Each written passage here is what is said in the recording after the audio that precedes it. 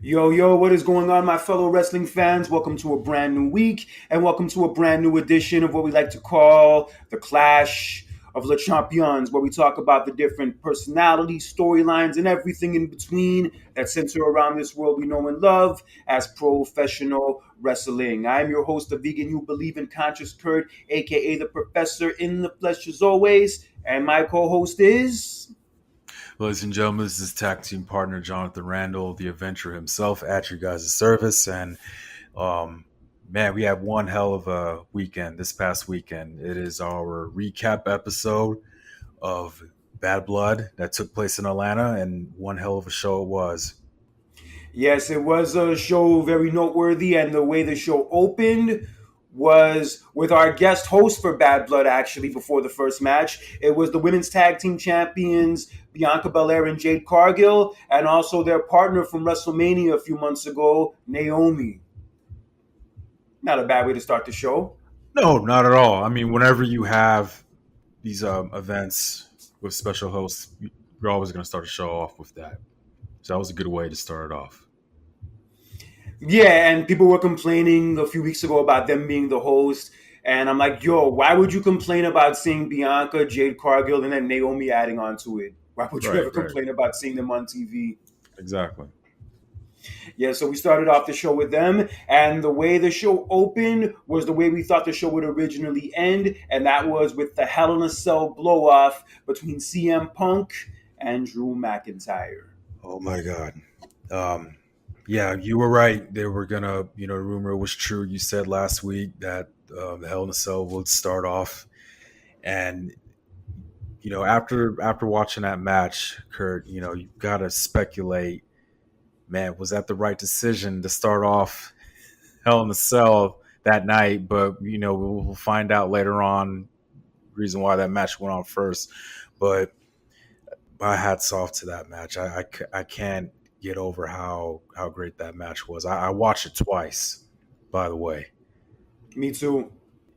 That match really, we've seen a lot of Hell in a Cell matches, you know what I mean? But I think this one in particular, this one really told a story.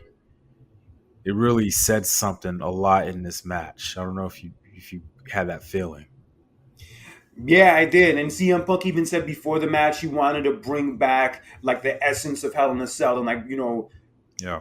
make it feel like the blow off to like a long blood feud, and that is exactly what was accomplished here. That one spot where Punk hit Drew McIntyre with a toolbox, and it wasn't even a gimmick toolbox, it was a real one, so you could definitely tell the results that Drew got from it were real. Motherfucker. Hey, and Motherfucker. I'll tell you what, Drew McIntyre had over 16 stitches from that. Yeah, he bled a gusher, bro. CM Punk bled too. Yeah. I remember there was one point that McIntyre threw Punk head first into the cell. But yeah, the way that Drew bled in that match, yo, he definitely was going through a lot. You know what? I like those spots. I love in Hell in a Cell whenever like they'll you carry your opponent over your shoulder and you throw them into the cage. I love that. And yeah, that's when CM Punk started bleeding. But just like the three things that I want to define that match is the blood, the drama, and the violence in that match. That match was very violent. I think one of my favorite spots in that match is when um, looked like CM Punk was trying to suplex Drew McIntyre outside of the ring, but Drew suplexed CM Punk onto the table outside of the ring. I love that. Oh, and yeah, you could definitely Yeah. tell that Punk was suffering after that. It took him a couple minutes actually to get up. hmm I'll tell you what, my the part where CM Punk had Drew McIntyre in the in Anaconda Vice, I'm telling you right now, Kurt, I really thought that was going to end the match. When he saw when Drew McIntyre was about to tap out, but he reached out for the crowbar for the wrench, and I'm telling you right now, I thought he was going to tap out because it reminded me of Triple H versus Batista Hell in a Cell. Your favorite. Yeah, one of my favorites. And then remember when he was about to Batista on Triple H, but as soon as he was about to do that, Triple H had the sledgehammer in his hand. That's what it kind of reminded me about because it looked like Drew was about to tap out, but he had the tool wrench in his hand.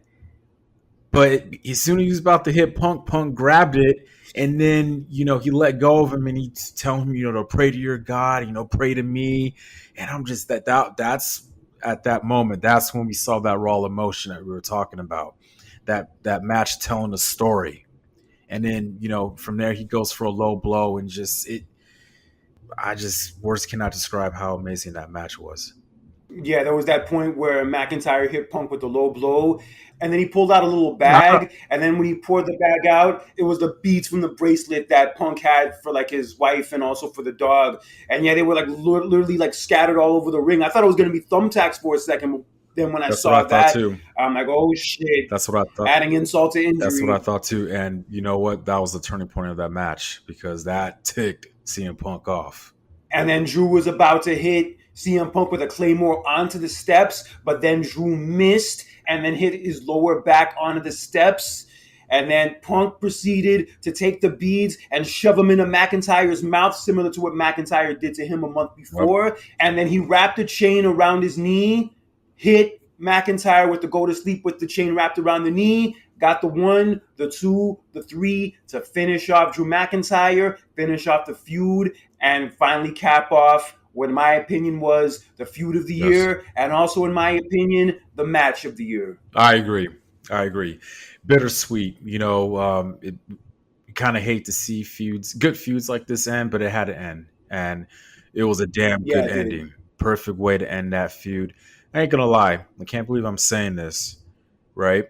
But I was afraid a certain somebody was going to interfere in that match. I just like, I don't know. I was fooling myself. That person is Seth Rollins. We'll get into later though, but he did it. Thank God. No, I didn't want to see something like that. It needed to end it in that way. It was a perfect ending. Two things after that match. Jesus Christ, CM Punk literally had he had to get an oxygen mask for him. He had a hard time walking out on his own at first. Yeah, he collapsed. He collapsed when he was Yeah, walking to the back. He was looking like he was in rough shape. it was. He was. And another thing which I noticed, beginning of the match. I don't know if you noticed this, Kurt, but CM Punk, you see how like he likes to how he wears different attires and he likes to do tributes to certain wrestlers. Bret Hart recently at SummerSlam. Well, CM Punk was wearing the same colors as Shawn Michaels from Bad Blood back in 1997. If you look closely at his attire, he had the Shawn Michaels heart on his I wrestling. saw it. Yeah, I saw it. I love that. That was dope. On the same day of the Shawn Michaels Undertaker Hell in a Cell, wearing the same colors. I love that. Yeah, I've liked how this feud in these matches have been callbacks to like classics from like '97, and this one was no different. I don't want to say it was better than Undertaker and Shawn from '97, It's but up. damn, It's bro, on this that is list. definitely you could definitely add this to one of the top 10 best Hell in a Cell matches of all time. Absolutely. Also, Yeah. also my opinion, the match of the year, the only other one that I think competes with it is the Roman and Cody match from WrestleMania.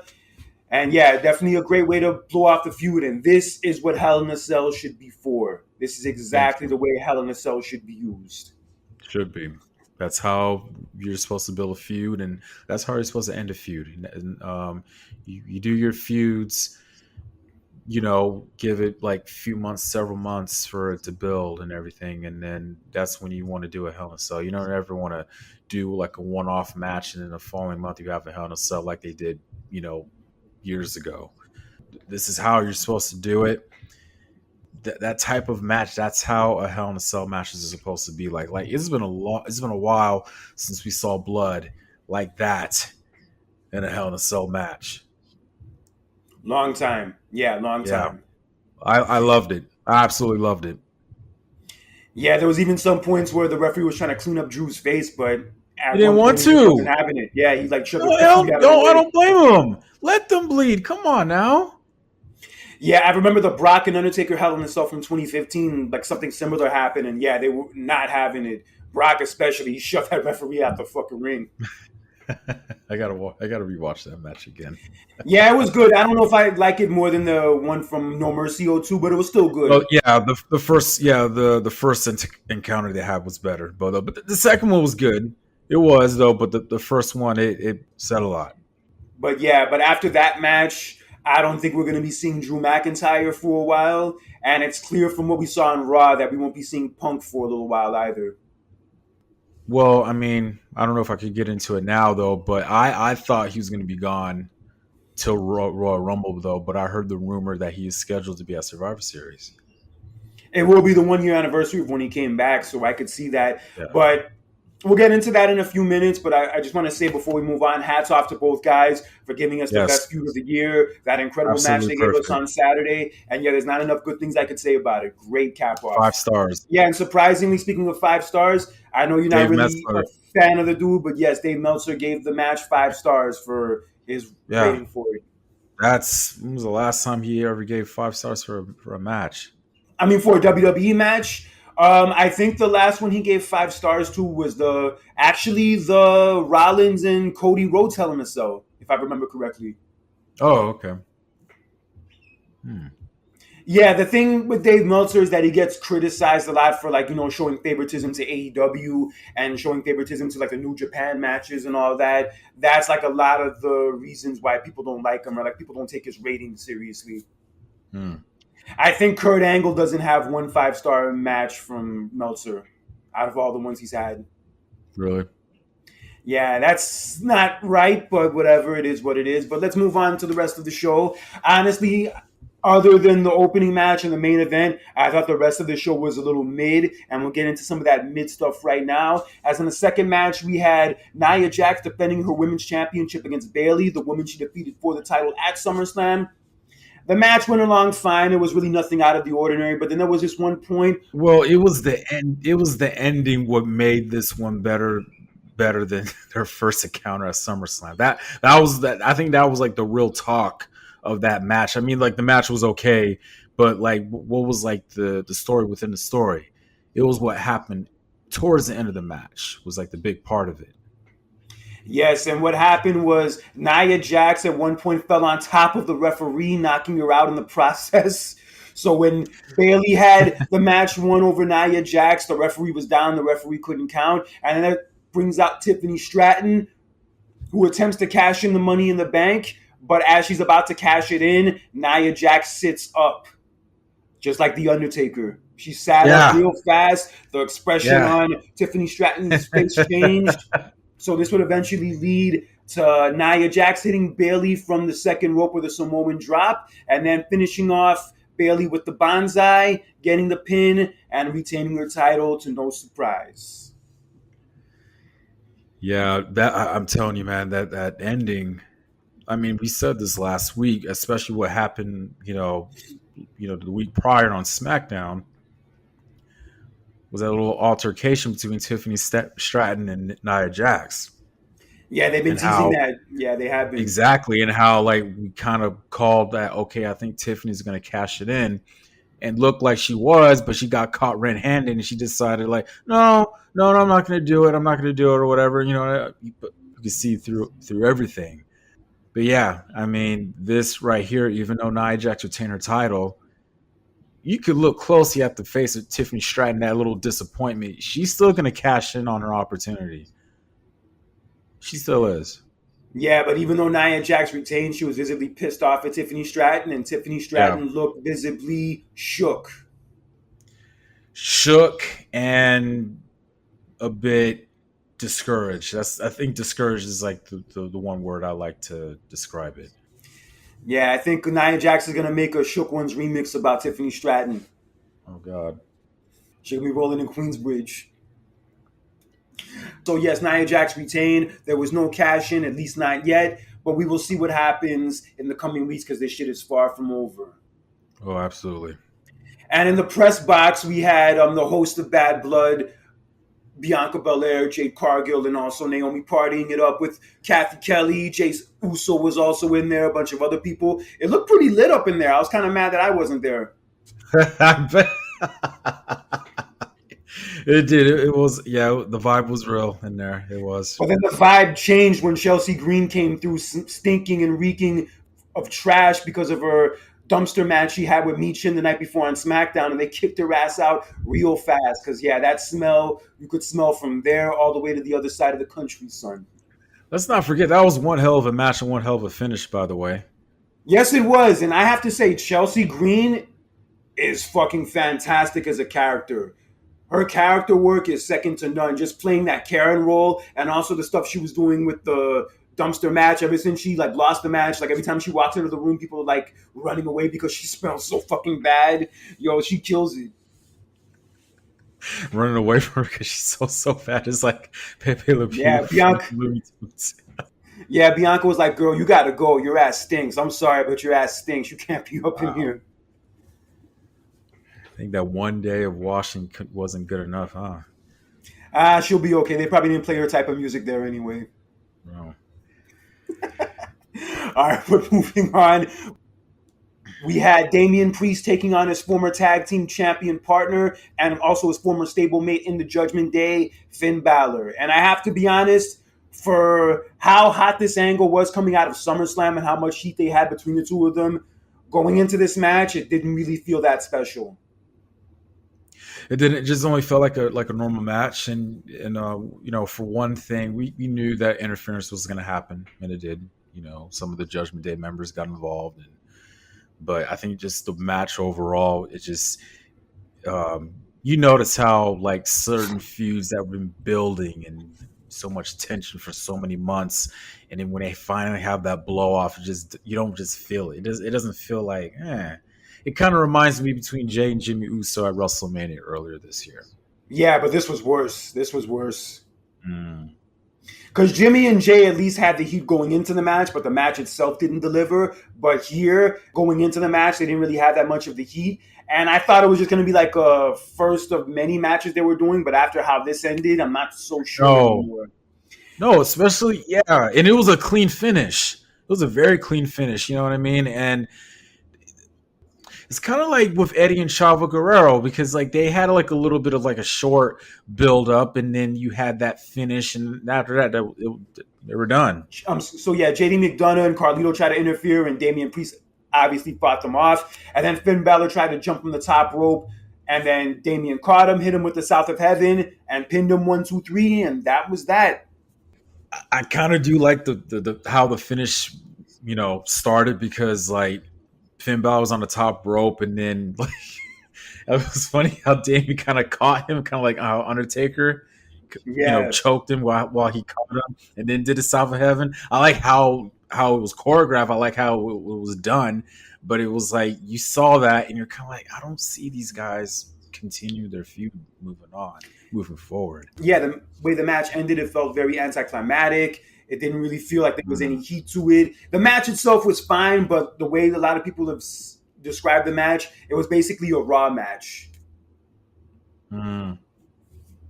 Yeah, but it is what it is. Damian Priest won. I thought this was going to be like a long, drawn out feud, but it doesn't really look that way anymore.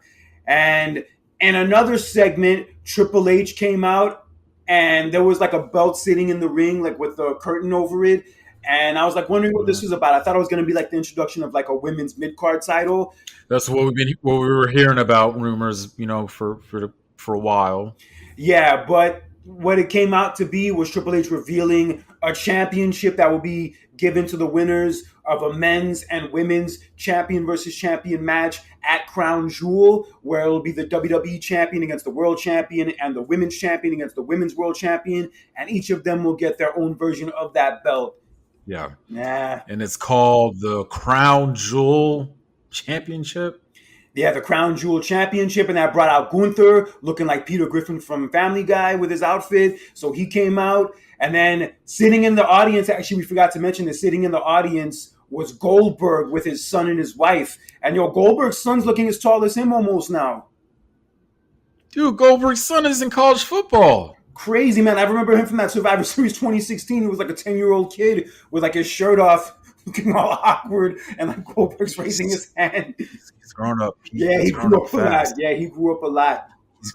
He's grown up fast, though. But before we move anything further, I mean, what was your take on the design of the belt and your idea and your thoughts of a crown jewel championship? I thought that was just a random thing that they did. That's kind of like, huh? I mean, the belt looks fine, but I'll be honest, as far as this goes, I could care Wasn't less. well received. Wasn't well received. I I know could that for care less. sure. This is basically what they were doing with Survivor Series all these Yeah. years ago. At least they're not doing it with Survivor Series anymore, so that's cool. But just from seeing this, I could tell that Crown Jewel isn't going to be a must see show.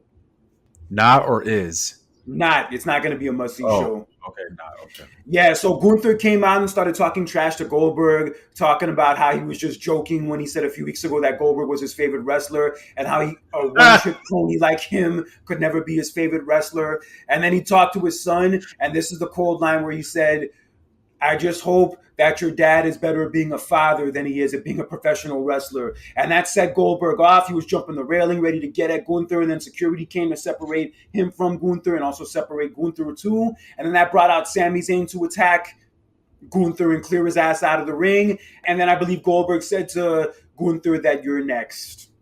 um, good segment, but for future reference, I don't like the sound of this.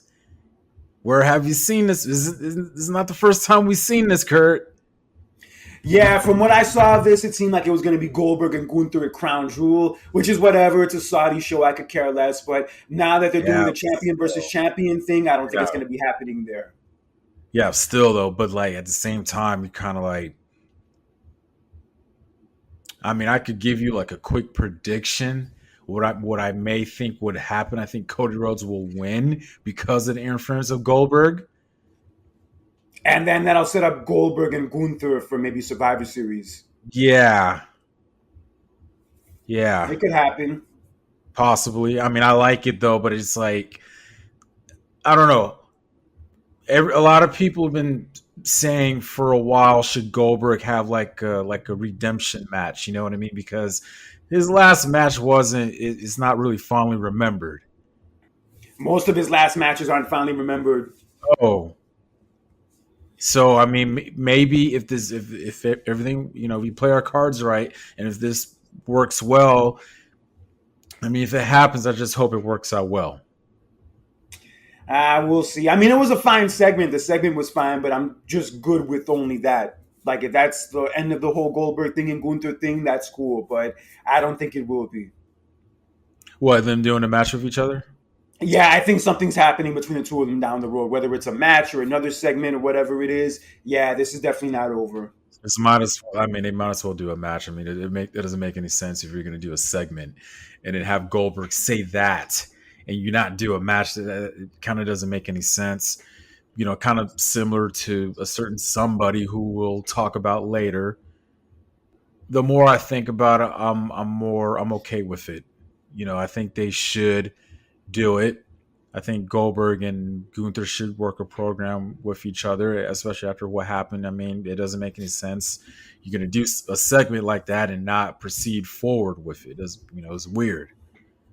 Yeah, but what was also weird was the finish to our next match. As for the women's world title, we had Liv Morgan defending against Rhea Ripley, with Dominic Mysterio suspended above the aisleway in a shark cage.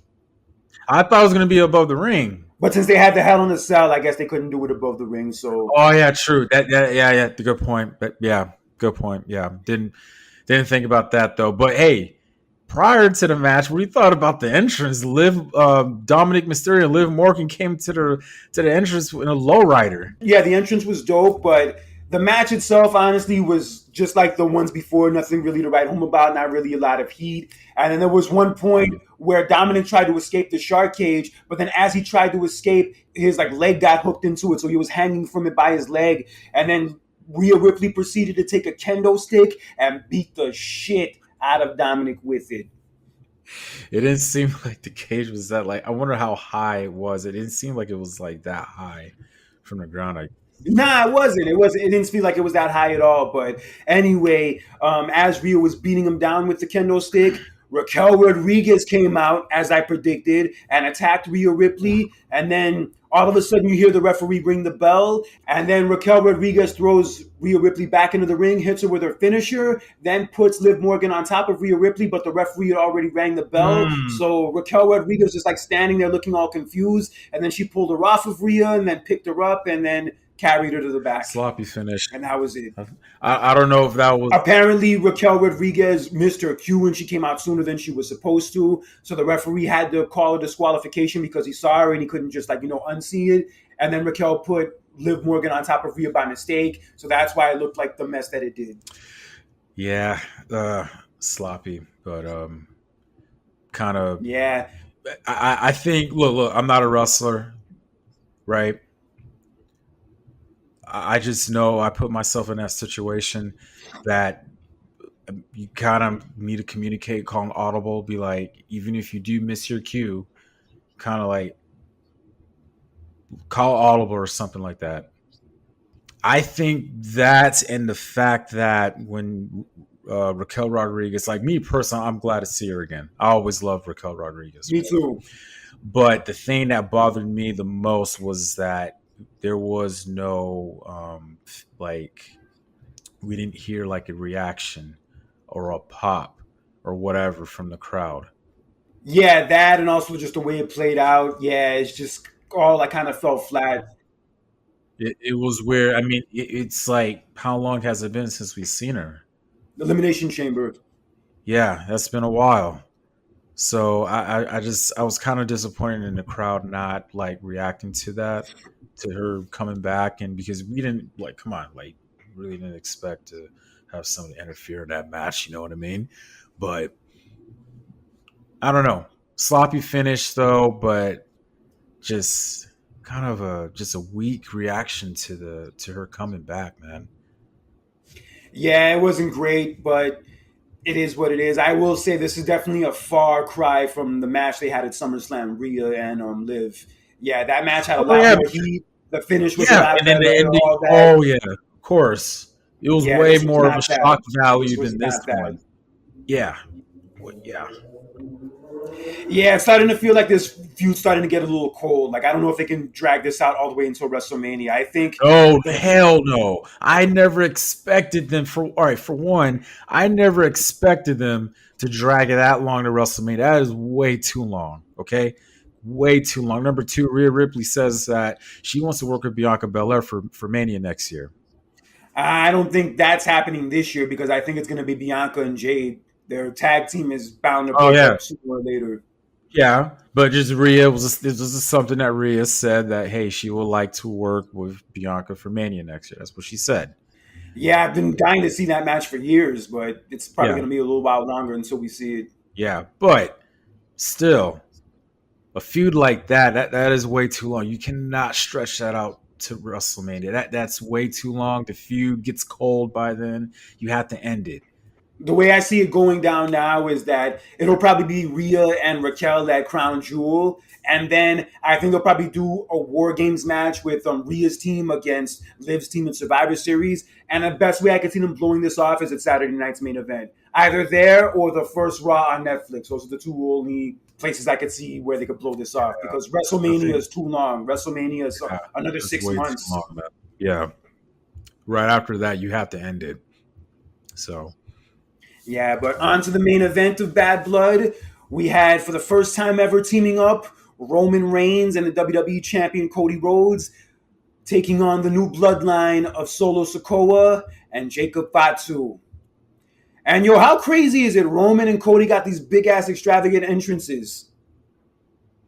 Yeah, Cody had the biggest one. He had was that the Georgia Tech?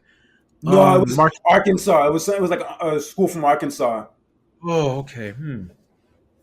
Yeah, they played for him. I saw that picture with him in the band in the back saying that Cody's all about the culture. And they say Triple H doesn't push the black wrestlers.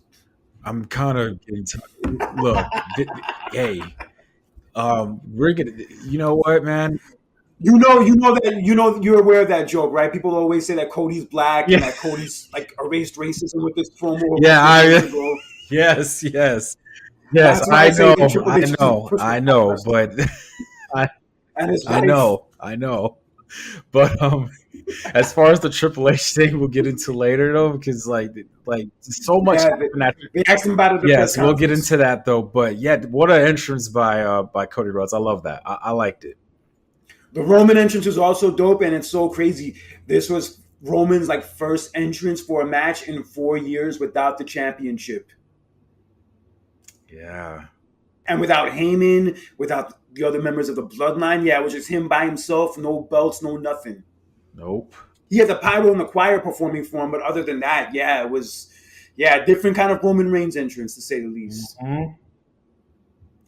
But yeah, we had the match. The match was good. There was one point, obviously, where they were double teaming Cody, and there was one point where Cody tried to get the tag from Roman, but it looked like Roman like dropped off the apron on purpose, but actually it was Jacob Fatu who pulled him off the apron. But I like how they shot that though. That shit was dope.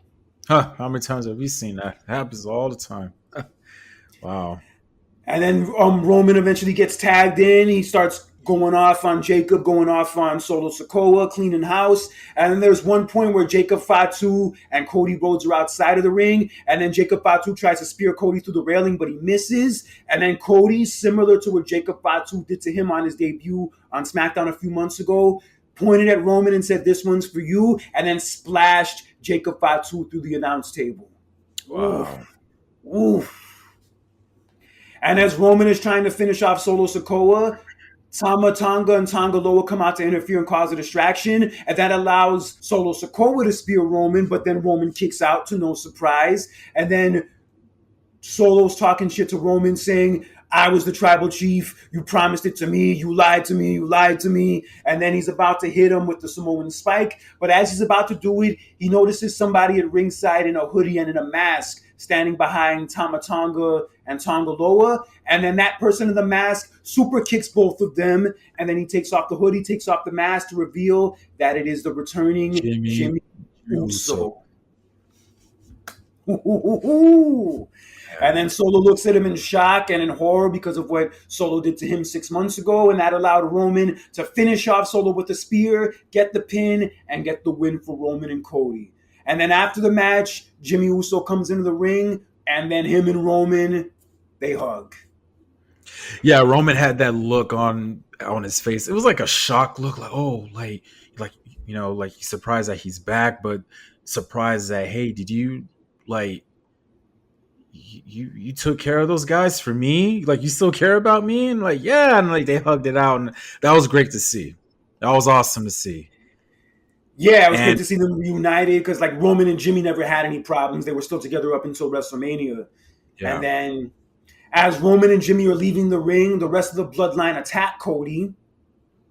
And then as they're attacking him, Jimmy's telling Roman, "You gave him your word. You gave him your word," referring to a few weeks ago about having each other's back. And then Roman decides to go back into the ring with Jimmy, and they clear out the bloodline and help Cody out.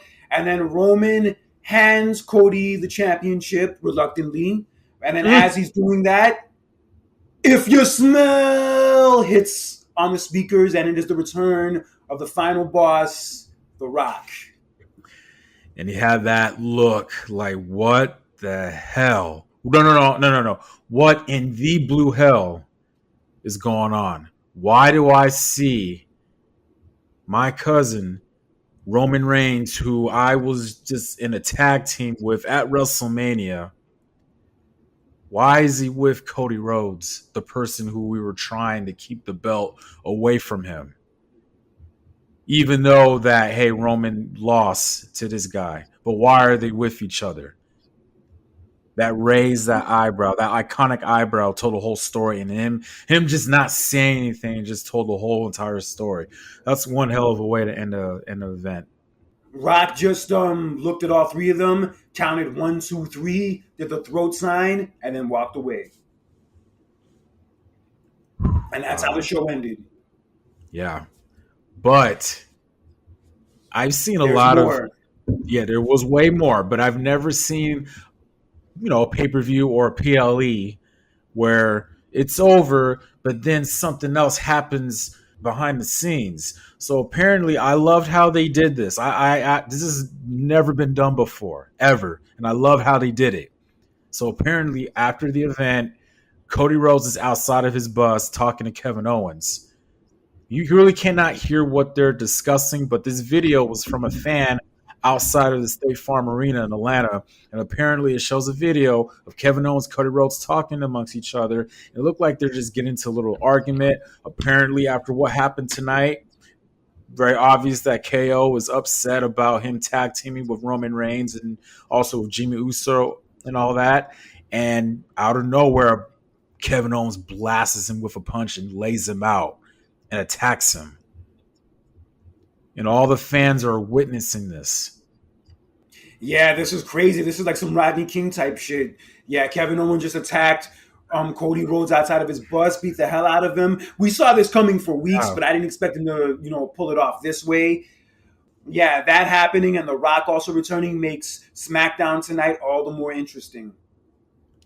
I've never seen anything like that before. I loved how way it was done. I love that, but for one, I'm so damn glad Kevin Owens is a heel now because we've been pleading to have like more heels to compete with Cody Rhodes.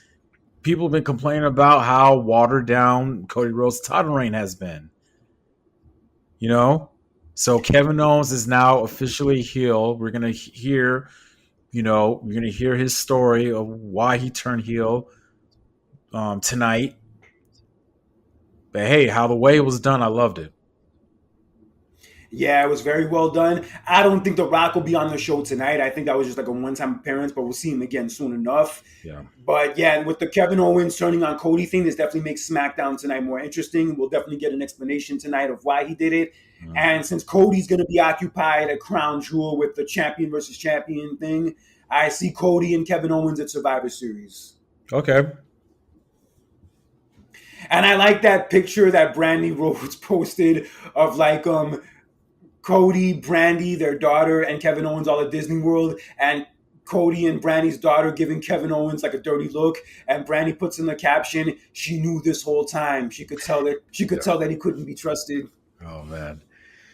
So so out of 10 overall, what would you rate Bad Blood? 7 out of 10. Opening match was incredible. The main event was also good in the ending, but everything else in between was just whatever. Yeah, that's basically okay. I knew you were gonna say a 7.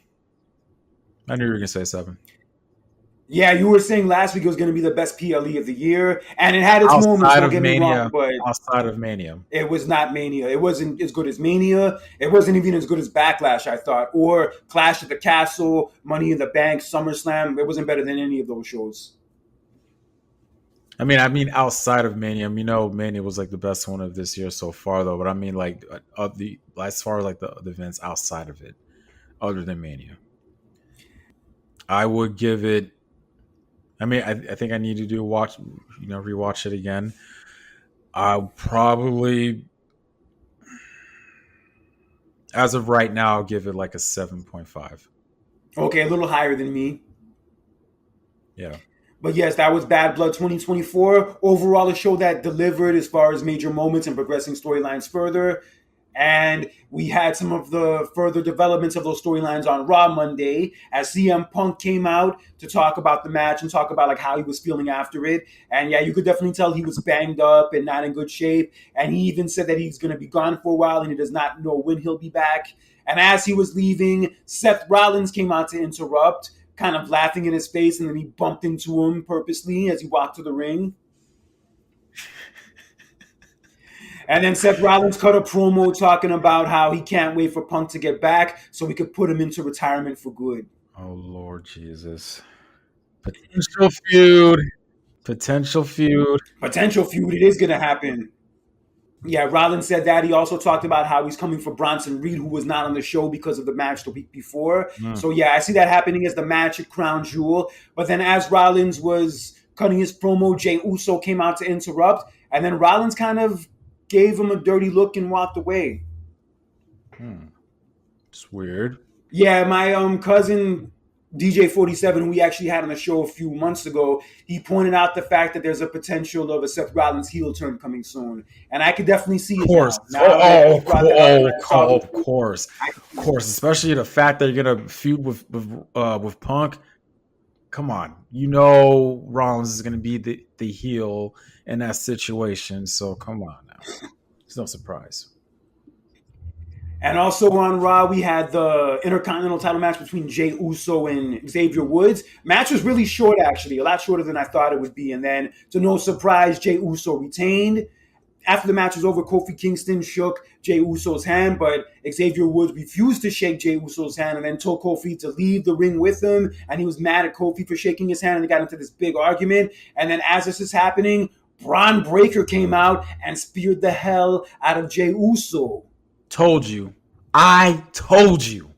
I was not Damn, so playing false that. alarm. I was not feeling that whole Braun Breaker babyface turn. I tweeted it and I said I knew that whole thing was a sham from the first place. I wasn't buying into that. Braun Breaker lost. It was a very great match with Jey Uso that night on Raw, and just what the following week. Oh yeah, I'm just gonna turn babyface out of the blue like that.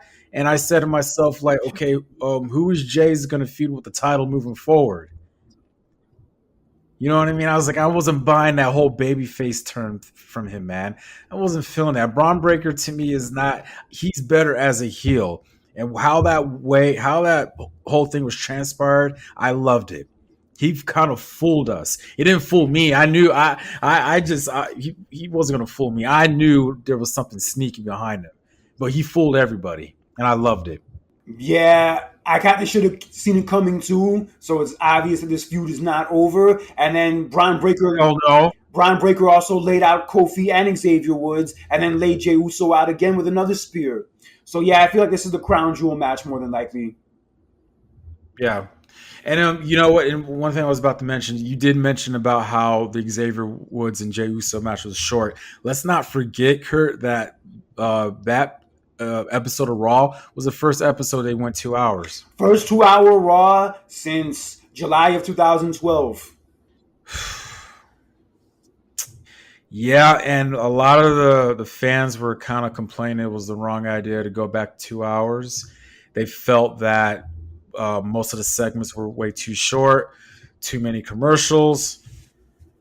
The only two parts of Raw that people liked was the Donnybrook match between Sheamus and Pete Dunne. The match ultimately ended with Sheamus hitting the bro kick on the Pete Dunne and then pinning him with his hands tied behind his back. Wow. That was very Orange Cassidy like, but the match was still good. I don't know about the finish per se. That kind of made Pete Dunne look a little weaker than he should have looked, but it is what it is. The match still delivered. And the main event between Gunther and Sami Zayn for the World Heavyweight title, that was also a very good match in which Sami Zayn was unable to answer the 3 count for the sleeper hold when he was trapped in it, and the referee stopped the match. And then after the match was over, as Gunther was celebrating, he was interrupted by Cody Rhodes as they stood face to face as the show went off the air. So yeah, that is the match we are getting at Crown Jewel. Are you okay after what we saw on Raw? Are you okay with them going back to 2 hours? I mean, I've always begged for 2 hour Raws, like during the Vince era specifically. And in a way, I'm kind of happy they've gotten back to it because it's not as long to sit through. But I will admit, this show is definitely one of the weaker Raws I've seen in a while because Raw's been pretty hot and pretty consistent for the most part the last few months. And yeah, this is definitely not one of the strongest shows. This show is definitely not it. I'm a little bit 50-50 on it because, like, look, I believe that there are certain things you should and should not do. When it comes to TV programming, it should not. I'm very less is more. Have you ever heard that saying? I get it. Yeah, I get I it. don't like for if it's like a PLE, your normal is 3 hours. That's different. TV shows, that's 3 hours is different.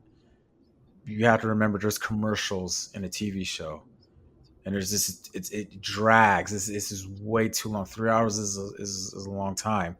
And don't get me wrong, a long time ago, every once in a while, you have like a 3 hour special. That's different every once in a while. But that do it weekly, on a weekly basis, where you have to sit and just watch your programming for 3 hours straight with the commercials added into it, that's a lot to take in. Yeah, it felt that way, and maybe next week will be better, but that first 2 hour Raw in 12 years there that did not hit at all. But I mean, you're gonna have good shows and bad shows here and there, and yeah, that was just one of the bad shows. Yeah, Rhea Ripley wasn't there, Damian Priest wasn't there, Dominic, Liv Morgan, and Raquel Rodriguez came to the arena, and then they just left right away. Yeah, it didn't really hit, didn't really click, except for those two parts of it that I mentioned. True, and I think that with the fact that if they would have did 3 hours, of course you would have got a segment from them. I mean, yeah, there's a lot of stuff you got to put in within 2 hours, but it's like I don't know, you gotta just it's time management. There's a lot of time management what you got to do with your storytelling, your segments, especially the right after PLE. You know what I mean? You gotta explanations, the what, where, why, and how effect you have to play into, and there's so much you gotta put into, especially in a 2 hour show is a lot. So I think moving forward, of course they're going to learn from this. They're going to look back and like, okay, this is what we should and should not do moving forward. But I think part of me is feel like, I mean, maybe it is best to go 3 hours, even though it was just only temporarily. But at the same time, it's like, dude, I'm not. 3 hours is very time consuming.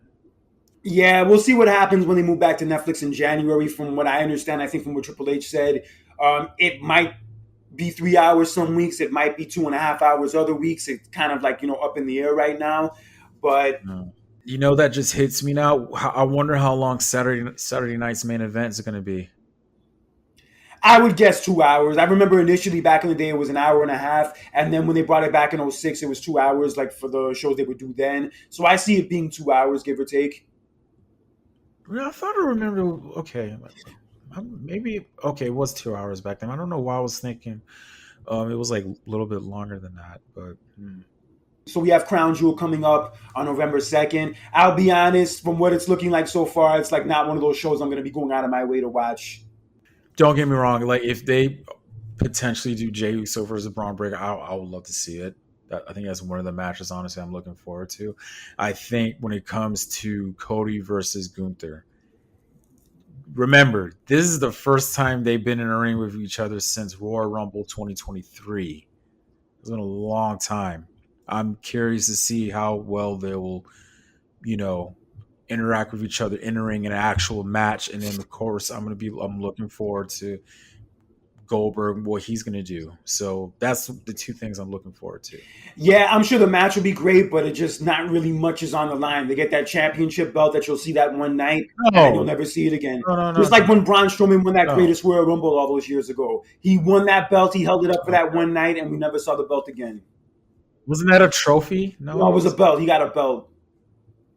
okay, I don't know what I was thinking. He got a trophy. Oh, Yeah, it is what it is. But it's funny, CM Punk, I heard him say that the three people he would take with him, like if he were going to fight in an alley with a group of other people, would be Shayna Baszler, Braun Strowman.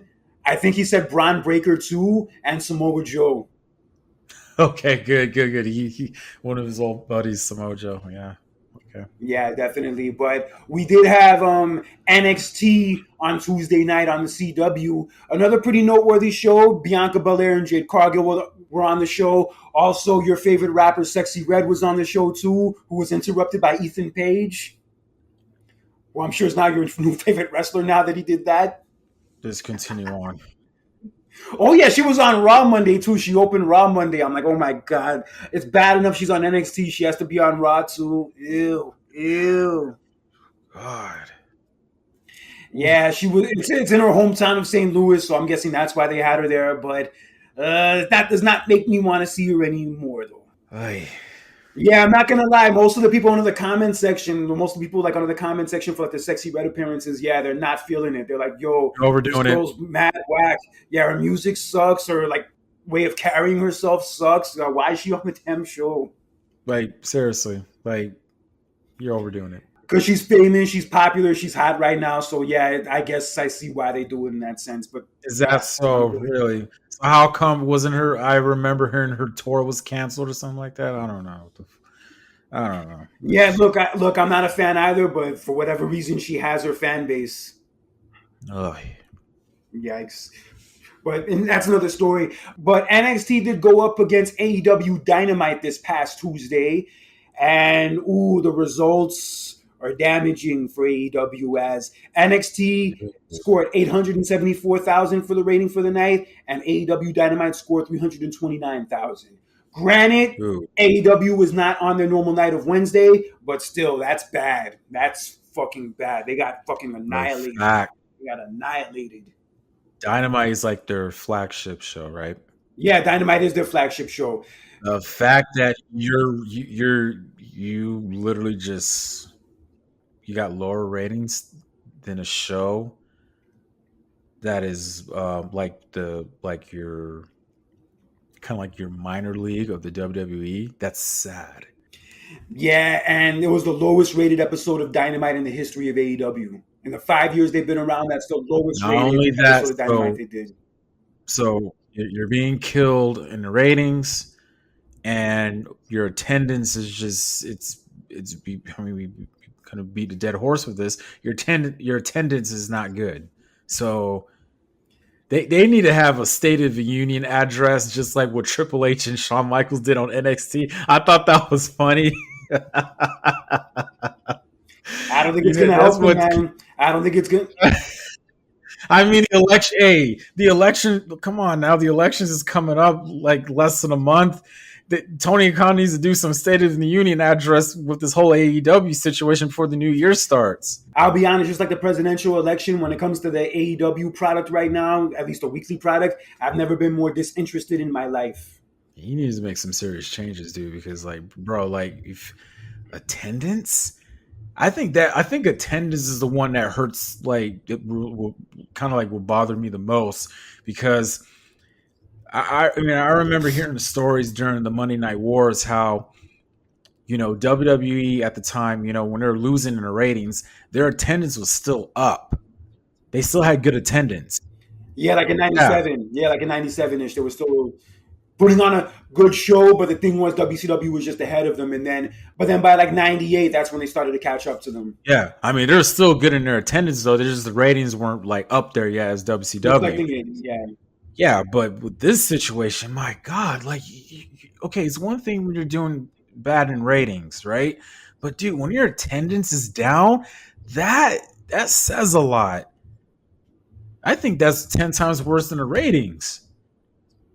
yeah. It's hard watching these shows now. It's hard like just seeing how like half empty the arenas are, Oh my and just how God. unenthusiastic the fans are, how uninteresting most of the storylines are.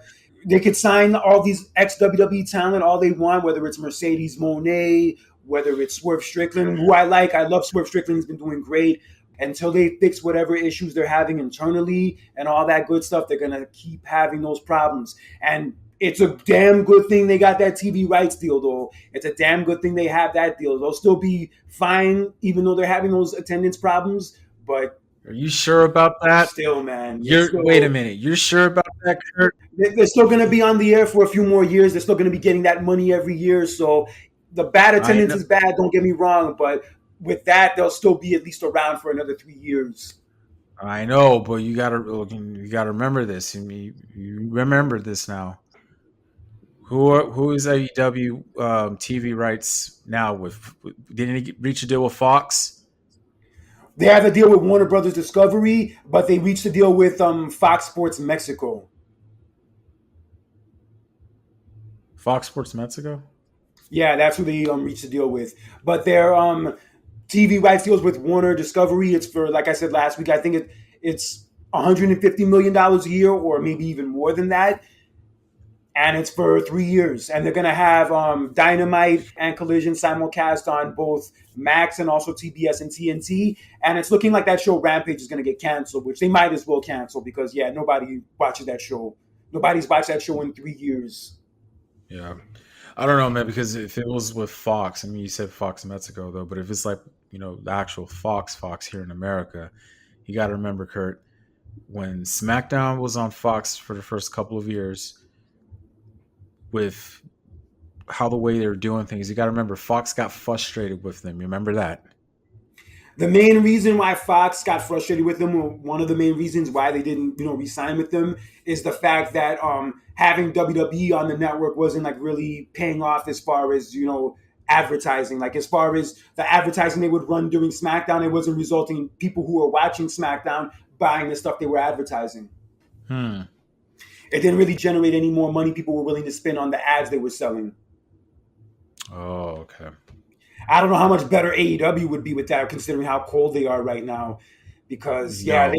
it's good they have that TV rights deal. I'm really happy they do. I really hope they stick around, and I hope they get through this rough patch. But I'll be honest, I have not watched an episode of Dynamite probably since I moved to Jersey. So that's like probably about 6 weeks. Like a full episode of Dynamite from start to finish, I have not watched in a good month and a half. You know what? You know what bothers me is about when it comes to their attendance is how, like, look, majority of the time AEW, right, for their normal shows like Dynamite, right, majority of the time they're like in small arenas. And also another problem they're having now, they're running shows in smaller towns. Like they're not running the big cities really. Yeah, but like that's the thing though. You're running your shows in smaller towns plus small towns with small arenas, and you're still having attendance issues. That's like odd. I remember like you go back to like 94, 95, 96 in WWE, you remember they were always running shows in small towns and like freaking gymnasiums, and they were, their attendance was, they were packed. Yeah, there were small arenas, but you could definitely tell they were filled up. Yeah, they were filled up. They were literally like in freaking gymnasiums, like, for 94, 95. You know what I mean? It was, their attendance was good. Yeah, AEW does have their Wrestle Dream pay-per-view this Saturday from Washington, and it's Tacoma. going to be Tacoma. Tacoma, Washington, another smaller town compared to Seattle. And Bryan Danielson will defend the AEW championship in the main event against Jon Moxley. And from how they've been building Jon Moxley on TV the last few weeks for the storyline, there's a lot of rumblings that we might see Shane McMahon debut at Wrestle Dream. Yeah, the whole rumor about, him and AEW, been hearing that for a while now. So yeah, we'll wait and see what happens with that. It could happen, especially after the episode of the Mr. McMahon documentary where they document him and Vince's like working relationship. I could see it happening. Yeah, wouldn't surprise me. I don't know how much of a difference it's going to make in their business or how much difference it's going to make as far as like the quality of the show, but who knows? Maybe it'll make the storylines interesting. Anything is possible. Yeah. But I think this is it for Bryan Danielson as far as his full-time career, because he's even talking about the fact that he's like feeling numbness in his arm and he can't sleep because of it, and like his neck is like really breaking down on him. So I feel like after this match he drops the title and he's not full-time anymore. It was fun while it lasted. I'm happy he got that moment at Wembley Stadium and he won the title and had that moment with his family. But I think this is the last hurrah for him. He loses that title tomorrow night. You know what's weird? Doesn't AEW do good in their attendance when it comes to pay-per-views? They do good with their attendance when it comes to their pay-per-views, and also their pay-per-views usually deliver. Like more often than not, their pay-per-views are usually good or very good. Okay. Yeah, because I go back to All In. You're at Wembley Stadium. They do very well their attendance, but then it's just like when you look at the shows, it's like, dude, what's going on, man? Yeah, there's a magic in AEW that's just not there anymore. I really hope they get it back eventually, but it's just feeling ice cold right now. Like I said, Tony Khan needs to have a State of Union address. I don't know if that's going to help. What else did you do? What else could you do? The best way people have described him is that he's a nice guy who's just like not really like a firm leader, firm boss. But he seemed like to take a different approach with that with the Lucha Bros' contract, because it was rumored that they were going to be in WWE and sign with WWE, but one of them was out with an injury for a while, so he added more time to his contract because of it. So they're not going to be in WWE for at least another year probably. I feel bad for the Khan family. They're doing bad. I mean, their business is kind of just a little down, and of course, his father, who's the owner of the Jacksonville Jaguars, they're not doing so well right now. So they're never really good, though, aren't they? Historically, they don't do so well. I think every full moon, they'll have that one breakout season. Like a couple years ago they made the playoffs, and then there was at one time like a few like in 2017 they went all the way to the AFC Championship. But like historically they're not like historically like good, should I say?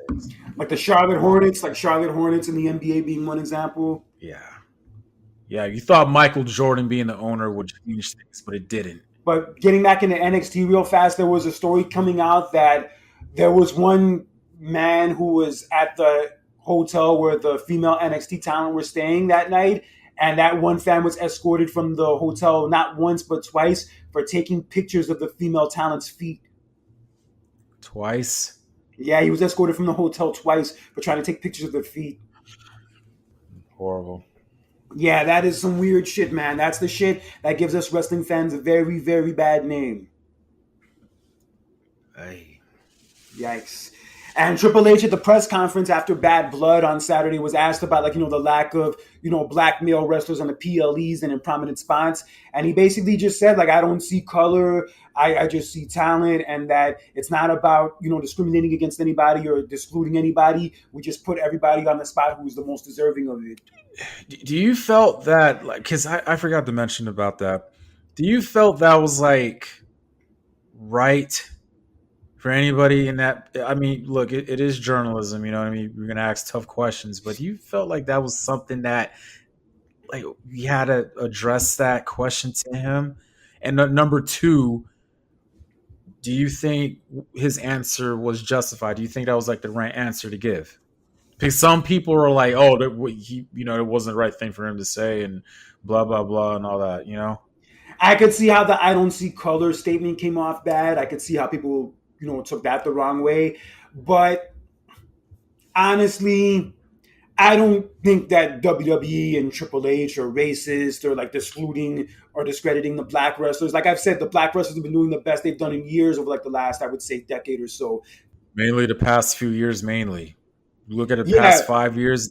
It was a big, big, big step they've been doing. So yeah. I mean, yeah, yeah, the last few years has been getting a little colder, admittedly, but overall, I think the black wrestlers in WWE are doing fine. Maybe they're doing a little better in NXT compared to the main roster, but I think people are making too big a deal about this whole thing. I think people are just kind of in a way like looking for something to complain about, looking for something to, throw a fit over. And yeah, it's an easy target. it just rubs me off the wrong way when I hear that topic. I never saw that as an issue. You know what I mean? It's just like there's a lot of nitpicking. Like Can't stand nitpickers, I hate that, man. Just like, dude, if you're really especially not girlfriends. right, oh right, but yeah, but it's just when it comes to the whole race thing, it's just like, dude, I don't see black superstars in this business being represented in the wrong way or in a stereotypical way. Like back in the day. Exactly. I see them being pushed more than ever, especially over the past 5 years. Everybody's saying the black male stars. Like, look, just in general, male or female, they are getting pushed a little bit more than they were a long time ago. Bianca Belair is a prime example, big prime example. I'm sure Jade Cargill's gonna have a She big is. run, like when she goes Yes, solo she is. eventually. And like I said this before, I think if you want to get back into having black male superstars like on a card or whatever, I think some of them have to step up a little bit more. I think some of them need to break out of being in the tag teams, because when you look at most of the black male superstars now, guess where they're at? They're mostly in the tag Tag team. teams. So you can't really expect yourself to, like, okay, put yourself, be on a card or be in the spotlight if you're just in a tag team. That's just how I see it. Montez Ford is a prime example. D'Angelo Hawkins. Yeah, as far as like on the main roster, the only like real singles black wrestler I could think of who has like potential to maybe get to that at least US title level is Carmelo Hayes right now. I love, and that's another guy. Oh my god, I'm such a huge fan of Carmelo Hayes. And look, we could, wherever people complaining about like how they're not being pushed, guys, look at the black male talent on NXT. Yeah, but NXT, it's Shawn Michaels doing it, not Triple H. Yeah, I know though, but like before Triple H was in charge of the main roster, he was running the show at NXT, and you saw the black male talent was how he was doing over there. So it's like, again, I feel like it's another nitpicking situation where it's like it just shows how like a lot of certain fans are dissatisfied still, and it's like, dude, come on, just like enjoy it. Just like, come on. Yeah, even Booker T was kind of backing up Triple H and what he said about how like people Yeah, are making this thing too big a deal, and if they keep making it a big deal, it's just not going to get you really anywhere. I just feel like it's just some internet outrage bullshit. That's kind of how it's starting to feel. I started seeing it float around, like I would say maybe a month or two ago, and now it's mm, just gotten like way to the point where like now, yeah, Triple H is overboard. being asked about it in press conferences. Yeah, it's like, bro, why? That's why I just asked. That's why I asked you. Do you felt like that was like? Do you really think that that question need to be addressed? It's like, dude, come on, like, I mean, I'm really? not surprised. I'm not surprised that they asked it because it's been such a big topic on online the last I few weeks. know. So I'm not surprised that somebody asked it. I mean, they asked him about the Vince thing like right after it happened, like the Royal Rumble press Yeah, conference. I mean, these people could ask anything. They could yeah. ask anything, whether they should ask it or they should not ask it. You never know what questions they're gonna I think you ask. just is how the way you address the answer. Like I look at the was it African American wrestling group on Facebook that we both follow. I just it's like I see like they're complaining about it on there, and it's like, guys, like, I don't know, man. Like I see, if I look, if I see talent, I see talent. That's all I want to see. I want to see just I want to see a good performance. I want to see good entertainment. That's all I want. Yeah, obviously there's discrimination in wrestling. There's been discrimination in wrestling and all that. We're not denying that or downplaying that. But in this whole scenario that we're talking about right now, it just like really feels like people are looking for shit to complain about. And it's just Oh, getting annoying now. It's getting annoying where like a lot of people just make every single last issue, every single last criticism of somebody black into like a race issue. Like I know you've been hearing lately that people are saying that Beyonce was a part of Diddy's whole regime, and and she was like we involved in don't the know whole that. Diddy situation and all that. I know, of course we don't, of course we don't. But the main argument I've been hearing against like Beyonce being involved in that is that anytime a black woman's successful, they try to bring her down, they try to discredit her, they try to disgrace her name. I'm like, yo, that's the argument you're gonna use. That's the argument you're gonna use to try to defend her. Not that, oh, she's a nice person. Oh, I've known her for years. She's always been charitable. She's always been positive. She's always been good. But it just feels like anytime it comes to like a race situation, they just have to like go out of their way to blow it out of proportion, and in some cases just make it a bigger deal than it is. To the point where you can't, like I said, criticize somebody black if they do something wrong or if they are in the wrong in a situation, which I don't agree with, because if you are all for equality and all that, that equality also comes with being called out when you mess up. Thank you. Regardless of what color you are. Yeah, you shouldn't be denied opportunities because of your race color, but you should also not be automatically given opportunities just because of your race color either. Thank you. Thank you. I feel like as like as far as my race, I don't I don't act this way though. I feel like when we feel like we're the ones that been through it the most, and we don't look outside of the box, we don't think about the other minorities that they got going on.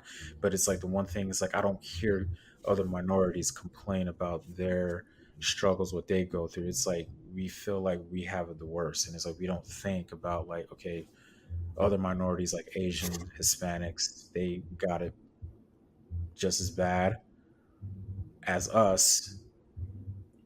But at the same time, it's like we got to stop. I don't know. Like we got to stop using when stuff goes wrong. It's because I'm black. Oh, It's because I'm black that you using deny our me color. opportunities, or it's because I'm Yeah, black that you're as like criticizing me. exactly as like yeah. And then I don't like hearing stuff like that. It's like, dude, you gotta take a little bit more responsibility and stop being a little bit selfish. Sometimes I think we feel like we think about ourselves as a little bit way too much. We don't think about what other minorities are going through sometimes. But again, that's just a take. But as far as when you go back to the wrestling thing, I think that, I mean, like me, if I was a wrestler, right? If I'm a tag team, and if I think any wrestler wants to potentially wants to be in a spotlight, wants to be pushed, have a spot on the card or whatever. I want to take every risk possible. So that means that, hey, I need to break up. I want to be singles and show myself out there. Then I'm gonna have to do it. But then I have to prove to the company to have that confidence in me, to see me. I was like, you know what? I have confidence, God. I'm gonna make him the guy. Yeah, just in general, not even just when it comes to racism, just when it comes to life in general, there's only so much time you can spend feeling sorry for yourself and making excuses for, why you're not where you want to be in life or why you're not getting certain opportunities. And like, yeah, granted, Was it? there are certain, situations that you're treated unfairly and that you're denied opportunities because of reasons that are not your fault, granted, but there's only so many times that you can use that excuse. Yeah, and look, I know. I know. Like, listen. I know we're not really fond of Vince McMahon, Hell no. right? But I think there was one thing from that documentary that I liked when The Rock, because when The Rock, became world champion at Survivor Series, he, told Vince, "Hey, I'm gonna be I'm the first black, world champion, right?" And Vince told him, "It's like, hey, I don't see that. I see you for you." And I like that. That was like, I don't see the color. I see you because I just see how the way you carry yourself and how you present yourself. If I see that, I see money. I see this is going to help this company. That's what I see. At the end of the day, that's what fans, I think that's what everybody in the company wants to see. But also at the same time, to counter that, I don't have the problem with, like, acknowledging that you're the first black world champion or really first black No, no, no. champion. First, oh Yeah, no, if you're ever the oh no. first, When we, if you're ever the first of yeah, any race to do anything like that or accomplish anything like that, that should definitely yeah. be celebrated and acknowledged. Yes, hell yeah. I firmly agree on that. I firmly agree on that. Yeah, when first Hispanic champion or whatever it is. Irish Yeah, world champion in Sheamus's case. yeah, hell yeah. At the end of the day, people just need to stop looking for reasons to complain. People just online, especially, just go out of their way to just find things to criticize, find things to complain about, find things to be upset about. And it just played out now. It's like, yo, is that all you have to do with your time is find reasons to be miserable? And listen, I look, and I've said this before so many times, guys. If you are not happy with how the product is for any other reason, just do what I do 15 years ago. Leave. Like that annoys the hell out of me. Like that one of the reasons why us wrestling fans get a bad little bit of a bad rep is that we like to complain about a lot of stuff, but yet we still tune in and watch. I mean, it's no different than Why? sports fans. It's no different than maybe With sports fans who root for a team and they complain every year that they suck or that they Oh no, of course management's not, horrible. dude. Of course not. Oh my god. Oh my god. Yeah, of Knicks fan, course. of course, Kurt. I mean, how unhappy were you with management over the past, I don't know how many years? Oh yeah, they were trash. Yeah, they were trash. You know what I mean? Yeah, you could make the comparison to sports fans. I mean, look, I could talk about my Chargers. I do not like my owner. That is why when they hired Jim Harbaugh, I was actually like, wow, he's really hiring. He's going to hire him. But before that, you've been cheap hiring these former coordinators with no head coaching experience. This is why we're not up top tier like everybody else. So when he hired Jim Harbaugh, an actual legit head coach with a good resume, I was like, oh my god, he's really like done it. So yeah, it's kind of similar to the sports things where a lot of fans are disgruntled that like I don't like the management, I don't like blah blah blah, but yet they still support their team. Bees like that. Yeah, it does. It does. It's true. But just to my fellow wrestling fans, especially my fellow black wrestling fans, there are things to be upset about. There are things to, point out, to criticize. I get that. But when it comes to this situation, in all honesty, it's not as big of a deal as you're making it out to be. And by continuing to make it out to be such a big deal, you are only clowning yourselves. Look, I have a solution to this. I've been saying this for a while. I think if you want to see black male superstars pushed on the main roster, well, yeah, pushed. See them have a spot on a card, right? Then, like I said, you guys need to like Montez Ford, D'Angelo Hawkins split and see where that'll lead you to. That's all you have to do. Maybe it'll happen soon enough. Yeah, but I'm just saying, it's like, bro, like, but like Montez Ford does. Oh, I don't want it to. Like, no, if you can, you have to. You can't be a tag team for. You can't be like that, dude. Look at the other tag teams. Shawn Michaels and Marty Jannetty. Even the Usos eventually split up. I never thought they would split up in a million years, and even they eventually split up.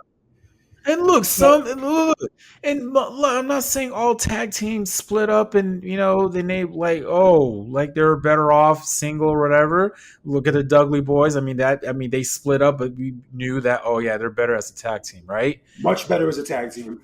Yeah, it happens. Look at the APA. Good God, JBL. And Undertaker himself said, like, who's like the most underrated wrestler he'd ever been in a ring with? He said JBL of all Interesting. people, and I applaud his take, and I actually like good take on that because he is very underrated.